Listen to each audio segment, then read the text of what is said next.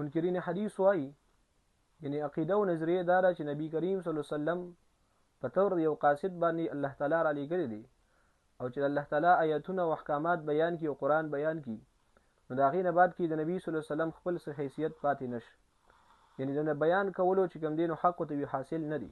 گویا چې یو عام انسان چې کوم دی هغه دی بیا غني لکه څنګه چې به کفار ویل ما انتم الا بشر مثلنا د نبی صلی الله علیه وسلم په باره کې ویل چې دا خو زموږ په شانتي عام بشر دی نو دغه شانتي د منکرین حدیث هم وایي چې نبی صلی الله علیه وسلم په تور د قاصد باندې الله تعالی را لېږلی دی او د الله تعالی آیاتونه بیان کړي دي او دته چې کوم دی د هغې نه بعد کې د بیان کولو حق حاصل نه دی او د محبوب علیه الصلاۃ والسلام قول او فعل چې کوم دی نو دا حجت نه ګڼي او دی وایي په ظاهره باندې چې ان الحكم الا لله چې حکمونه صرف د الله دي